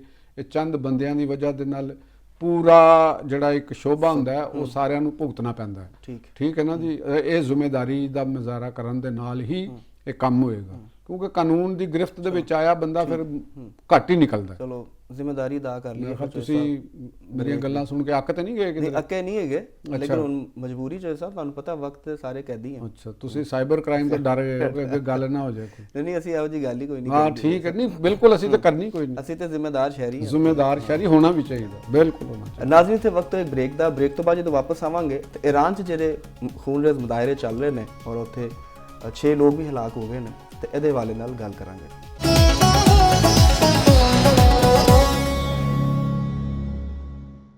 ਵੈਲਕਮ ਬੈਕ ਨਾਜ਼ਰੀਨ, ਈਰਾਨ ਦੇ ਵਿੱਚ ਖੂਨਰੇਜ਼ ਮੁਜ਼ਾਹਰੇ ਚੱਲ ਰਹੇ ਨੇ ਮਹਿੰਗਾਈ ਦੇ ਖਿਲਾਫ ਤੇ ਉਹਦੇ 'ਚ 6 ਹਲਾਕਤਾਂ ਵੀ ਹੋਈਆਂ। ਇੱਕ ਸਿਕਿਉਰਿਟੀ ਅਹਿਲਕਾਰ ਜਿਹੜਾ ਉਹ ਵੀ ਮੁਜ਼ਾਹਰੇ ਦੇ ਝੜਪਾਂ ਹੋਈਆਂ, ਉਹਦੇ 'ਚ ਹਲਾਕਤ ਹੋਈ ਹੈ। ਤੇ ਇਹਦੇ ਬਾਰੇ 'ਚ ਅਮਰੀਕੀ ਸਦਰ ਡੋਨਲਡ ਟਰੰਪ ਨੇ ਵੀ ਬਿਆਨ ਦਿੱਤਾ, ਬਲਕਿ ਥ੍ਰੈਟ ਕੀਤਾ ਈਰਾਨ ਨੂੰ ਕਿ ਅਗਰ ਮੁਜ਼ਾਹਰੀਨ ਦੇ ਉੱਤੇ ਤਸ਼ੱਦਦ ਹੋਇਆ ਤੇ ਅਮਰੀਕਾ ਜਿਹੜਾ ਵੀ ਉਹ ਇਹਦੇ 'ਚ ਮੁਦਾਖਲਤ ਕਰੇਗਾ ਔਰ ਉਹਨੂੰ ਰੋਕੇਗਾ। ਤੇ ਇਹਦੇ ਤੇ ਈਰਾਨੀ ਹੁਕੂਮਤ ਦਾ ਵੀ ਰੱਦੇਮਲ ਆਇਆ ਔਰ ਉਹਨਾਂ ਨੇ ਕਿਹਾ ਕਿ ਅਮਰੀਕਾ ਜਿਹੜਾ ਉਹਦੀ ਮੁਦਾਖਲਤ ਨੂੰ ਕਿਸੇ ਤਰ੍ਹਾਂ ਵੀ ਬਰਦਾਸ਼ਤ ਨਹੀਂ ਕੀਤਾ ਜਾਏਗਾ। ਤੇ ਚੋਈ ਸਾਹਿਬ ਲਈ ਚੱਲਨੇ ਆ ਤੇ ਚੈੱਕ ਕਰਨੇ, ਉਹਨਾਂ ਕੋਲ ਪੁੱਛਨੇ ਆ ਕਿ ਇਹ ਜਿਹੜੇ ਮੁਜ਼ਾਹਰੇ ਨੇ ਇਹਨਾਂ ਦੀ ਵਾਕਈ ਵਜ੍ਹਾ ਮਹਿੰਗਾਈ ਹੈ ਜਾਂ ਇਹਦੇ ਪਿੱਛੇ ਕੋਈ ਤਾਕਤਾਂ ਵੀ ਮੌਜੂਦ ਨੇ। ਚੋਈ ਸਾਹਿਬ ਕਿਸ ਤਰ੍ਹਾਂ ਦੇਖ ਰਹੇ ਹੋ ਈਰਾਨ ਦੇ ਜਿਹੜੇ ਮੁਜ਼ਾਹਰੇ ਹੋ ਰਹੇ ਨੇ? ਮੈਂ ਤਾਂ ਦੇਖ ਰਿਹਾ ਮੈਂ ਬੜਾ ਮਤਲਬ ਕਿ ਇੱਕ ਸੂਰਤ ਹਾਲ ਤੇ ਮੈਨੂੰ ਕੋਈ ਤਸ਼ਵੀਸ਼ਨਾਕ ਲੱਗ ਰਹੀ ਹੈ। ਵਜ੍ਹਾ ਹੈਗੀ ਕਿ ਕਿ ਈਰਾਨੀ ਸਟੈਬਲਿਸ਼ਮੈਂਟ ਨੇ ਇਸ ਤੋਂ ਪਹਿਲੇ ਵੀ 2022-23 ਦੇ ਵਿੱਚ ਵੀ ਮਹਾਸਾ ਅਮੀਨੀ ਦੇ ਜਿਹੜੀ ਇੱਕ ਨੌਜਵਾਨ ਬੱਚੀ ਸੀ, ਉਹ ਉਹਨਾਂ ਦੇ ਜੇਲ੍ਹ ਦੇ ਵਿੱਚ ਮਾਰੀ ਗਈ ਸੀ ਤੇ ਉਹਦੀ ਵਜ੍ਹਾ ਨਾਲ ਫਿਰ ਹੰਗਾਮੇ ਹੋਏ ਸੀ, ਲੇਕਿਨ ਹਕੂਮਤ ਨੇ ਉਹਨਾਂ ਨੂੰ ਕਾਬੂ ਪਾ ਲਿਆ ਸੀ। ਤੇ ਇਸ ਵਕਤ ਜਿਹੜੀ ਸਿਚੁਏਸ਼ਨ ਹੈ ਨਾ, ਜਿਹੜੀ ਈਰਾਨ ਔਰ ਇਸਰਾਈਲ ਦੀ 12 ਰੋਜ਼ ਦੀ ਜਿਹੜੀ ਲੜਾਈ ਹੋਈ ਸੀ ਤੇ ਉਸ ਤੋਂ ਬਾਅਦ ਈਰਾਨ ਖਾਸੀ ਹੱਦ ਤੱਕ ਜਿਹੜੇ ਨਾ ਉਹਨੂੰ ਬੜਾ ਨੁਕਸਾਨ ਪਹੁੰਚਿਆ ਹੈ। ਈਰਾਨ ਦੀ ਮਈਸ਼ਤ ਨੂੰ ਵੀ ਨੁਕਸਾਨ ਪਹੁੰਚਿਆ ਹੈ। ਈਰਾਨ ਦੀ ਜਿਹੜੀ ਇੱਕ ਉਹਦੀ ਪਾਵਰ ਸੀ, ਜਿਹੜੀ ਉਹਦੀ ਅਸਕਰੀ ਪਾਵਰ ਸੀ, ਉਹਨੂੰ ਵੀ ਉਹਦਾ ਬੜਾ ਲਾਸ ਹੋਇਆ, ਕਿਉਂਕਿ ਉਹਨਾਂ ਦੇ ਇਤਿਹਾਦੀ ਜਿਹੜੇ ਨੇ ਉਹ ਆਹਿਸਤਾ ਆਹਿਸਤਾ, ਜਿਵੇਂ ਸ਼ਾਮ ਦੇ ਵਿੱਚ ਉਹਨਾਂ ਦੇ ਬਹੁਤ ਅਹਿਮ ਇਤਿਹਾਦੀ ਸੀ ਬਸ਼ਾਰ ਅਸਦ ਦੀ, ਉਹ ਕਲੈਪਸ ਹੋ ਗਈ, ਗਵਰਨਮੈਂਟ ਚਲੀ ਗਈ, ਉਹਨਾਂ ਦੀ ਜਗ੍ਹਾ ਤੇ ਦੂਸਰੀ ਗਵਰਨਮੈਂਟ ਆ ਗਈ ਜਿਹੜੀ ਈਰਾਨ ਮੁਖਾਲਫ ਗਵਰਨਮੈਂਟ ਹੈ। ਇਸੇ ਤਰੀਕੇ ਦੇ ਨਾਲ ਹਿਜ਼ਬੁੱਲਾ ਲੈਬਨਾਨ ਦੇ ਅੰਦਰ ਬਹੁਤ ਉਹਨਾਂ ਦੀ ਇੱਕ ਇਤਿਹਾਦੀ ਜਮਾਤ ਸੀ ਬੜੀ, ਉਹਨੂੰ ਵੀ ਬਹੁਤ ਜ਼ਕ ਪਹੁੰਚੀ, ਉਹਦੀ ਤਾਕਤ ਕਮਜ਼ੋਰ ਹੋ ਗਈ। ਇੰਝ ਯਮਨ ਦੇ ਅੰਦਰ ਵੀ ਉਹਨਾਂ ਦੀ ਤਾਕਤ ਕਮਜ਼ੋਰ ਹੋ ਰਹੀ ਹੈ, ਜਿਹੜੀ ਹੌਸੀਆਂ ਦੀ ਕੁਵਤ ਜਿਹੜੀ ਨਾ ਉਹ ਘਟ ਰਹੀ ਹੈ। ਤੇ ਈਰਾਨ ਦੇ ਮਾਸ਼ੀ ਮਸਾਇਲ ਦੇ ਵਿੱਚ ਬਹੁਤ ਜ਼ਿਆਦਾ ਇਜ਼ਾਫਾ ਹੋਇਆ ਹੈ ਉਸ ਜੰਗ ਤੋਂ ਬਾਅਦ। ਫਿਰ ਉਹਨਾਂ ਦੇ ਵਜ੍ਹਾ ਦੇ ਨਾਲ ਨਵੀਆਂ ਪਾਬੰਦੀਆਂ ਵੀ ਲੱਗੀਆਂ ਉਹਨਾਂ ਦੇ ਉੱਤੇ, ਉਹਦਾ ਦਬਾਅ ਇਕਨੋਮੀ ਦੇ ਉੱਤੇ ਬਹੁਤ ਸ਼ਦੀਦ ਆਇਆ। ਉੱਥੇ ਵਾਟਰ ਕ੍ਰਾਈਸਿਸ ਬਹੁਤ ਹੈ, ਸ਼ਹਿਰ ਤਹਿਰਾਨ ਦੇ ਵਿੱਚ ਬਹੁਤ ਜ਼ਿਆਦਾ ਸ਼ਦੀਦ ਵਾਟਰ ਕ੍ਰਾਈਸਿਸ ਹੈਗਾ, ਜ਼ੇਰੇ ਜ਼ਮੀਨ ਪਾਣੀ ਤਕਰੀਬਨ ਬਹੁਤ ਥੱਲੇ ਵੇ, ਟੈਂਕਰਾਂ ਦੇ ਜ਼ਰੀਏ ਪਾਣੀ ਸਪਲਾਈ ਹੋ ਰਿਹਾ। ਇਨਫਲੇਸ਼ਨ ਜਿਹੜੀ ਹੈ ਉਹ 42% ਤੱਕ ਚਲੀ ਗਈ, ਠੀਕ ਹੈ। ਔਰ ਉਹਨਾਂ ਦਾ ਜਿਹੜਾ 52% ਕਹਿ ਰਹੇ ਹਾਂ 52% ਤੱਕ ਲਾ ਲਓ। ਔਰ ਅਦਵਿਆਤ ਇਲਾਜ ਉਹ ਬਹੁਤ ਮਹਿੰਗਾ ਹੋ ਚੁੱਕਿਆ ਹੈ, ਉਹ ਦਵਾਈਆਂ ਅਵਲ ਤਾਂ ਮਿਲ ਵੀ ਨਹੀਂ ਰਹੀਆਂ ਕੁਛ, ਉਹਦੀ ਵਜ੍ਹਾ ਨਾਲ ਵੀ ਲੋਕ ਬਹੁਤ ਪਰੇਸ਼ਾਨੀ ਨੇ। ਬੇਰੁਜ਼ਗਾਰੀ ਦੇ ਵਿੱਚ ਬਹੁਤ ਜ਼ਿਆਦਾ ਇਜ਼ਾਫਾ ਹੋ ਰਿਹਾ। ਜ਼ਾਹਰ ਹੈ ਕਿ ਇੱਕ ਮੁਲਕ ਐਸਾ, ਇਕਨੋਮੀ ਐਸੀ ਜਿਹਦੇ ਤੇ ਪਾਬੰਦੀਆਂ ਲੱਗੀਆਂ ਨੇ, ਫਿਰ ਨਵੀਆਂ ਪਾਬੰਦੀਆਂ, ਫਿਰ ਉਹਨਾਂ ਨੇ ਜੰਗਾਂ ਲੜੀਆਂ ਨੇ, ਹਾਲ ਤੇ ਜੰਗ ਦੇ ਵਿੱਚ ਉਹ ਚਲੇ ਆ ਰਹੇ ਨੇ ਮੁਸਲਸਲ। ਫਿਰ ਈਰਾਨੀ ਆਵਾਮ ਦੇ ਅੰਦਰ ਔਰ ਈਰਾਨ ਦੇ ਅੰਦਰ ਜਿਹੜੀ ਰਹਿ ਰਹੀ ਹੈ, ਉਹਨਾਂ ਨੂੰ ਵੀ ਇਹ ਸ਼ਿੱਦਤ ਨਾਲ ਅਹਿਸਾਸ ਵੀ ਹੋਇਆ ਕਿ ਜਿਹੜੀ ਇਹ ਲੜਾਈ ਹੈ, ਜਿਹੜੀ ਇਸਰਾਈਲ ਦੇ ਨਾਲ ਜਿਹੜੀ ਲੜਾਈ ਹੋਈ ਹੈ, ਉਹਦੇ ਵਿੱਚ ਅਸੀਂ ਪ੍ਰੋਪਰ ਜਵਾਬ ਨਹੀਂ ਦੇ ਸਕੇ, ਸਾਡਾ ਨੁਕਸਾਨ ਬਹੁਤ ਹੋਇਆ। ਦੇਖੋ ਨਾ, ਉਹਨਾਂ ਦੇ ਜਰਨੈਲ ਜਿਹੜੇ ਨੇ ਉਹਦਾ ਸ਼ਿਕਾਰ ਹੋ ਗਏ ਔਰ ਸਾਰੀਆਂ ਚੀਜ਼ਾਂ ਹੋ ਗਈਆਂ। ਤੇ ਉਹਦੇ ਨਾਲ ਫਿਰ ਗੈਰ ਮੁਲਕੀ ਪ੍ਰੋਪੇਗੈਂਡਾ, ਜਿਹੜਾ ਤੁਸੀਂ ਗੱਲ ਕੀਤੀ ਕਿ ਕਿਆ ਬੈਰੂਨੀ ਕੁਵਤਾਂ ਹੈ ਨੇ, ਆਫ ਕੋਰਸ ਹੈ ਨੇ। ਮਤਲਬ ਕਿ ਦੇਖੋ ਅਮਰੀਕਾ ਦੇ ਪ੍ਰੈਜ਼ੀਡੈਂਟ, ਔਰ ਤੁਸੀਂ ਇਹ ਜ਼ਿਹਨ 'ਚ ਰੱਖਣਾ ਕਿ ਜਿਹੜੀ ਲੜਾਈ ਇਸਰਾਈਲ ਦੇ ਨਾਲ ਹੋਈ ਸੀ ਔਰ ਉੱਥੇ ਅਮਰੀਕਨਜ਼ ਨੇ ਉੱਥੇ ਬੰਬਾਰੀ ਵੀ ਕੀਤੀ ਸੀ, ਤੇ ਉਹ ਜੰਗ ਉਸ ਵੇਲੇ ਵੀ ਪ੍ਰੈਜ਼ੀਡੈਂਟ ਟਰੰਪ ਨੇ ਕਿਹਾ ਸੀ ਕਿ ਅਸੀਂ ਲੈਂਡ ਫੋਰਸਿਸ ਉਤਾਰ ਕੇ ਤੇ ਇੱਕ ਰਜੀਮ ਚੇਂਜ ਕਰ ਦਿਆਂਗੇ। ਲੇਕਿਨ ਫਿਰ ਸ਼ਾਇਦ ਅਮਰੀਕਨਜ਼ ਨੇ ਜਾਂ ਉਸ ਵਕਤ ਦੀ ਸੂਰਤ ਹਾਲ ਨੂੰ ਸਾਹਮਣੇ ਰੱਖਦੇ ਹੋਏ ਆਪਣਾ ਇਹ ਪਲਾਨ ਕੈਂਸਲ ਕਰ ਦਿੱਤਾ। ਤੇ ਲਿਹਾਜ਼ਾ ਤੁਸੀਂ ਇਹ ਕਹਿ ਸਕਦੇ ਹੋ ਕਿ ਐਟ ਦੈਟ ਟਾਈਮ ਜਿਹੜੀ ਸੀ ਨਾ, ਤੇ ਵਾਰ ਵਾਜ਼ ਨਾਟ ਓਵਰ, ਉਹ ਉਸ ਵਕਤ ਖਤਮ ਨਹੀਂ ਸੀ ਹੋਈ, ਉਹ ਜਾਰੀ ਸੀ। ਉਹਦਾ ਹੁਣ ਇਹ ਅਗਲਾ ਐਪੀਸੋਡ ਜਿਹੜਾ ਹੈ ਇਹ ਸਾਹਮਣੇ ਚੱਲ ਪਿਆ ਉੱਥੇ, ਕਿਉਂਕਿ ਮੈਨੂੰ ਜਿਹੜਾ ਲੱਗਦਾ ਹੈਗਾ ਕਿ ਜਿਹੜੀਆਂ ਰਜੀਮ ਚੇਂਜ ਕਰਨ ਵਾਲੀਆਂ ਈਰਾਨ ਤੋਂ ਬਾਹਰ ਦੀਆਂ ਕੁਵਤਾਂ ਨੇ, ਸਾਰੀਆਂ ਤਕਰੀਬਨ ਬਾਹਰ ਤੋਂ ਨੇ ਤੇ ਅੰਦਰ ਤੋਂ ਵੀ ਨੇ। ਉਹਦੇ 'ਚ ਦੋ ਟਾਈਪ ਦੀਆਂ ਕੁਵਤਾਂ ਨੇ।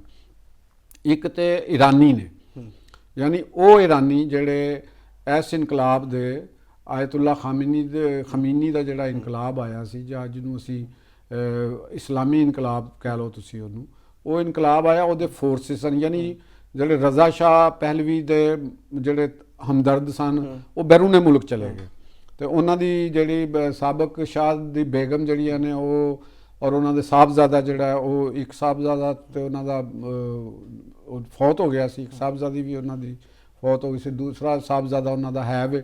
ਔਰ ਜਦੋਂ ਇਸਰਾਈਲ ਦੇ ਨਾਲ ਲੜਾਈ ਹੋ ਰਹੀ ਸੀ ਤੇ ਉਹਨਾਂ ਨੇ ਇੱਕ ਇੰਟਰਮ ਗਵਰਨਮੈਂਟ ਦਾ ਨੈਟ ਸੈਟਅਪ ਵੀ ਬਣਾ ਦਿੱਤਾ ਸੀ ਕਿ 100 ਡੇਜ਼ ਵਾਸਤੇ ਜਿਹੜੀ ਉਹ ਰਜ਼ਾ ਸ਼ਾਹ ਉਹਨਾਂ ਦੇ ਬੇਟੇ ਦਾ ਸਾਇਰਸ ਰਜ਼ਾ, ਤੇ ਉਹਨੂੰ ਉਹਦੀ ਸਰਬਰਾਹੀ ਦੇ ਅੰਦਰ ਇੱਕ ਇੰਟਰਮ ਗਵਰਨਮੈਂਟ ਬਣ ਜਾਏਗੀ। ਤੇ ਲੇਕਿਨ ਉਹ ਕਿਉਂਕਿ ਉਹ ਨਹੀਂ ਹੋ ਸਕਿਆ, ਤੇ ਇਹਦੇ ਨਾਲ ਇਹ ਮੈਂ ਦੱਸ ਰਿਹਾ ਜਿਹੜੇ ਇਰਾਨੀ ਉੱਥੋਂ ਦੀ ਜਿਹੜੀ ਹਕੂਮਤਾਂ ਨੇ, ਇੱਕ ਮੁਜਾਹਿਦੀਨ ਖਲਕ ਦੇ ਨਾਮ ਦੇ ਨਾਲ ਇੱਕ ਹੈਗੀ ਹੈ ਮਸੂਦ ਰਜਵੀ ਔਰ ਮਰੀਮ ਰਜਵੀ, ਇਹ ਦੋ ਨੇ, ਇਹ ਵੀ ਜਿਹੜੇ ਨੇ ਕੋਈ ਫਰਾਂਸ 'ਚ ਨੇ, ਕੋਈ ਇੱਧਰ ਬੈਰੂਨੇ ਮੁਲਕ 'ਚ ਨੇ, ਇਹ ਵੀ ਬੜੀ ਇੱਕ ਸਟਰਗਲ ਉੱਥੇ ਅੰਦਰ ਚੱਲ ਰਹੇ ਨੇ, ਲੇਕਿਨ ਇਹ ਜਲਾ ਵਤਨ ਲੋਕ ਨੇ।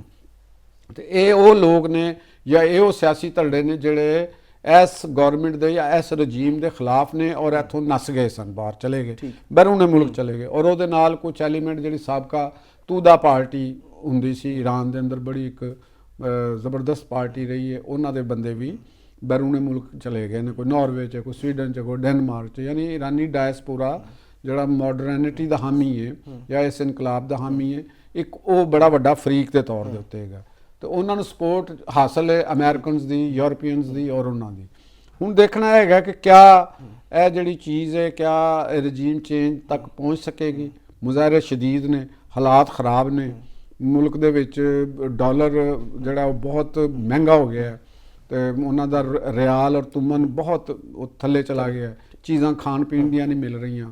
ਤੇ ਇਹਦੇ ਹੁਣ ਇਫੈਕਟਸ ਕੀ ਦੇਖ ਰਹੇ ਹੋ ਤੁਸੀਂ? ਮੈਨੂੰ ਇਹ ਇਫੈਕਟ ਜਿਹੜਾ ਨਾ ਉਹਨਾਂ ਦੀ ਇਰਾਨੀ ਰਜੀਮ ਵਾਸਤੇ ਕੋਈ ਅੱਛਾ ਨਹੀਂ, ਗੋ ਅਜ਼ਮ ਤੇ ਕਰ ਰਹੇ ਨੇ ਕਿ ਅਸੀਂ ਇਹਨਾਂ ਨੂੰ ਕੁਚਲ ਦੇਵਾਂਗੇ, ਤੇ ਸਖਤੀ ਦੇ ਨਾਲ ਕੁਚਲਣਾ ਕਿੰਨੀ ਕੁ ਦਫਾ, ਕਿਉਂਕਿ 2-3 ਚੀਜ਼ਾਂ ਕੁਚਲੀਆਂ ਜਾ ਚੁੱਕੀਆਂ ਨੇ ਅਵਾਮੀ ਤੌਰ ਦੇ ਉੱਤੇ, ਤੇ ਇਸ ਦਫਾ ਜਿਹੜੇ ਨੇ ਨਾ ਮੈਨੂੰ ਲੱਗ ਰਿਹਾ ਕਿ ਹਾਲਾਤ ਕਿਸ ਖਰਾਬੀ ਦੀ ਤਰਫ ਜਾ ਸਕਦੇ ਨੇ, ਕਿ ਗੜਬੜ ਹੋ ਸਕਦੀ ਹੈ, ਜ਼ਿਆਦਾ ਵੱਡੇ ਪੈਮਾਨੇ ਤੇ ਫੈਲ ਸਕਦੀ ਹੈ। ਤੇ ਉਹ ਦੇਖਦੇ ਹਾਂ ਅੱਗਾ ਮੁਸਤਕਬਲ ਦੇ ਵਿੱਚ ਕੀ ਹੁੰਦਾ। ਲੇਕਿਨ ਮੈਨੂੰ ਜਿਹੜਾ ਈਰਾਨ ਦੀ ਜਿਹੜੀ ਸਿਚੁਏਸ਼ਨ ਹੈ, ਕਿਉਂਕਿ ਇਰਦ ਗਿਰਦ ਦੇ ਅੰਦਰ ਵੀ ਜਿਹੜੀ ਉਹਨਾਂ ਦੇ ਮਿਡਲ ਈਸਟ ਦੇ ਤੇ ਸੈਂਟਰਲ ਏਸ਼ੀਅਨ ਤੇ ਇੱਧਰ ਵੀ ਹਾਲਾਤ ਖਰਾਬ ਨੇ, ਉਹ ਦੋਸਤ ਗਵਾ ਰਹੇ ਨੇ ਆਪਣੇ। ਈਰਾਨੀਆਂ ਦੀ ਦੋਸਤ ਘਟ ਗਏ ਨੇ ਤੇ ਦੁਸ਼ਮਣ ਵੱਧ ਗਏ ਨੇ, ਤੇ ਇਸ ਵਾਸਤੇ ਮੈਨੂੰ ਉਹ ਖਤਰਾਤ ਵਿੱਚ ਘਿਰੀ ਨਜ਼ਰ ਆ ਰਹੀ ਹੈ। ਹਾਂ, ਮੇਰਾ ਖਿਆਲ ਹੈ ਉਹ ਠੀਕ ਹੋ ਗਿਆ। ਤੇ ਚੋਈ ਸਾਹਿਬ ਮੈਸੇਜ ਜਿਹੜਾ ਤੁਸੀਂ ਸਾਡੇ ਆਵਾਮ ਨੂੰ ਦੇਣਾ ਚਾਹ ਰਹੇ ਹੋ? ਮੈਂ ਮੈਸੇਜ ਦੇਣਾ ਚਾਹਾਂਗਾ, ਅੱਜ ਕੱਲ ਮਤਲਬ ਕਿ ਸਰਦੀਆਂ ਦਾ ਮੌਸਮ ਹੈ ਔਰ ਲੋਕ ਜਿਹੜੇ ਟੂਰਿਸਟ ਨੇ ਉਹ ਬਰਫ਼ਬਾਰੀ ਦੇਖਣ ਵਾਸਤੇ ਸ਼ਮਾਲੀ ਇਲਾਕਾ ਜਾਤ ਖਸੂਸਨ ਮਰੀ ਵਗੈਰਾ ਦਾ ਉਹਨਾਂ ਨੇ ਰੁਖ ਕੀਤਾ, ਬੜੀ ਤਾਦਾਦ ਵਿੱਚ ਜਾ ਰਹੇ ਹੋਣਗੇ।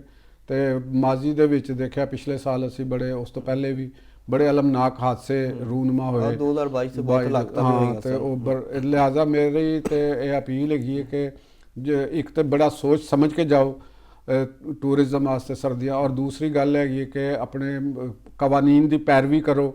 ਇਹ ਨਹੀਂ ਕਿ ਵੀ ਹਰ ਬੰਦਾ ਇੰਨਾ ਕੁ ਚਲਾ ਜਾਏ ਕਿ ਟ੍ਰੈਫਿਕ ਜਾਮ ਹੋ ਜਾਏ, ਤੁਹਾਡੇ ਪੈਟਰੋਲ ਉੱਥੇ ਖਤਮ ਹੋ ਜਾਣ, ਉਹ ਚੀਜ਼ਾਂ ਨਾ ਤੁਹਾਨੂੰ ਮਿਲ ਰਹੀਆਂ ਹੁਣ, ਤੇ ਇਹ ਚੀਜ਼ਾਂ ਤੋਂ ਇhtiyat ਕਰੋ। ਔਰ ख़ास ਤੌਰ ਦੇ 'ਤੇ ਉਹਨਾਂ ਇਲਾਕਿਆਂ ਦੇ ਵਿੱਚ ਘੱਟ ਵਿਜ਼ਿਟ ਕਰੋ ਜਿੱਥੇ ਇਨਫਰਾਸਟਰਕਚਰ ਕਮਜ਼ੋਰ ਹੈਗਾ, ਬਰਫ਼ਬਾਰੀ ਜ਼ਿਆਦਾ ਹੈ, ਤੇ ਉੱਥੇ ਤੁਸੀਂ ਜਾਣ ਵਾਸਤੇ ਇੱਕ ਇਸ ਤਰ੍ਹਾਂ ਇੱਕ ਕਾਫਲੇ ਦੀ ਸ਼ਕਲ 'ਚ ਨਾ ਜਾਓ, ਇੱਕ ਤਰੀਕਾਕਾਰ ਦੇ ਤਹਿਤ ਕਰੋ ਔਰ ਆਪਣੀ ਹਿਫਾਜ਼ਤ ਕਰੋ ਤਾਂ ਕਿ ਕਿਸੇ ਅਲਮੀਆ ਦੇ ਉੱਤੋਂ ਮਹਿਫੂਜ਼ ਰਹਿ ਸਕੋ। ਠੀਕ ਹੈ, ਨਹੀਂ ਬੜਾ ਬਿਹਤਰੀਨ ਹੈ ਹੁਕੂਮਤ ਨੇ, ਤੇ ਉੱਥੇ ਮਰੀ 'ਚ ਹੋਏ ਨਾ ਬਰਫ਼ਬਾਰੀ ਦਾ, ਹਾਂ ਉਹਨਾਂ ਨੇ ਇੰਤਜ਼ਾਮਾਤ ਇਸ ਦਫਾ ਕੀਤੇ ਨੇ, ਲੇਕਿਨ ਫਿਰ ਵੀ ਬਹੁਤ ਰਸ਼ ਹੋ ਜਾਏ ਨਾ ਤੇ ਬਚਣਾ ਚਾਹੀਦਾ। ਬਿਹਤਰੀਨ ਹੈ, ਹਾਂ ਬਚਣਾ ਚਾਹੀਦਾ ਲੋਕਾਂ ਨੂੰ, ਜ਼ਿੰਦਗੀ ਤੋਂ ਕੀਮਤੀ ਕੋਈ ਚੀਜ਼ ਨਹੀਂ ਹੈ। ਠੀਕ ਹੈ ਚੋਈ ਸਾਹਿਬ, ਫਿਰ ਦਿਓ ਇਜਾਜ਼ਤ। ਹੁਣ ਮੈਂ ਤੁਹਾਨੂੰ ਇਜਾਜ਼ਤ ਦੇ ਰਿਹਾ ਹਾਂ, ਬਲਕਿ ਮੈਂ ਤੁਹਾਡੇ ਕੋਲੋਂ ਵੀ ਇਜਾਜ਼ਤ ਮੰਗ ਰਿਹਾ ਹਾਂ ਤੇ ਨਾਜ਼ਰੀਨ ਕੋਲੋਂ ਵੀ ਮੰਗ ਰਿਹਾ ਹਾਂ, ਤੇ ਤੁਸੀਂ ਬ੍ਰੇਕ ਲਾਓ, ਗੱਡੀ ਬੜੀ ਤੇਜ਼ ਚੱਲਦੀ ਪਈ, ਮੈਨੂੰ ਰੋਕ ਦਿੱਤੀ। ਨਾਜ਼ਰੀਨ, ਪ੍ਰੋਗਰਾਮ ਦਾ ਵਕਤ ਹੋ ਗਿਆ ਖਤਮ। ਕੱਲ ਹਾਜ਼ਰ ਹੋਵਾਂਗੇ ਐਸੇ ਵੇਲੇ ਤੇ ਕਰਾਂਗੇ ਗੂੜੀ ਗੱਲ ਲਤੀਫ ਚੌਧਰੀ ਦੇ ਨਾਲ।